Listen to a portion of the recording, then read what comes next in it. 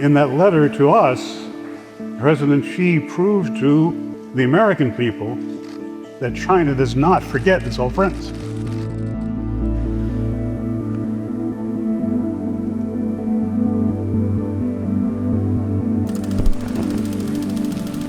General Chenault, who commanded the Flying Tigers, was a brilliant tactician. He arrived 1 month before the Japanese start the Second Sino-Japanese War. It was his argument to bring American volunteers to fight in China until the time when Chinese pilots could be trained in the U.S. to fight the Japanese. His plans get to President Roosevelt, who approves it. So that summer, 100 pilots and 100 airplanes are sent to defend the Burma Road, and they're training during Pearl Harbor. So what he did, he had his 4 bomber pilots bomb the cliffs above the Japanese on the road, bomb the road, and prevent them from crossing on their pontoon bridges. The next 4 days, all the Flying Tigers were involved in machine gunning, bombing, what have you, and they drove the Japanese back 70 miles towards the Chinese-Burmese frontier. That's a very overlooked battle. At that time, it was probably one of the most successful uses of tactical air power in history. So the effect was the Japanese did not come back for a year and a half. So you're a Chinese farmer, you're a Chinese businessman.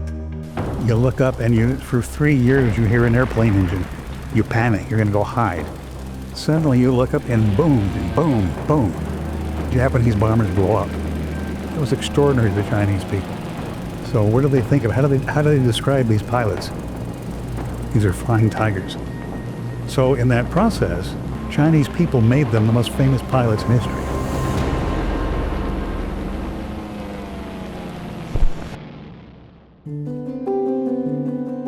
I hope that the spirit of the Flying Tigers will be carried forth from generation to generation among the Chinese and the American people.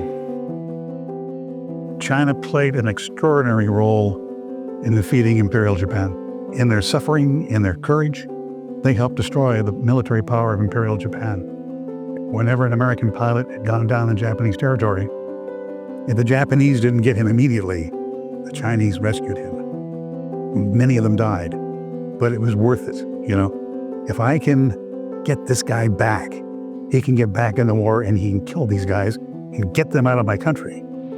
That's a strong faith the Chinese people believe in themselves, and they believed in the American pilots.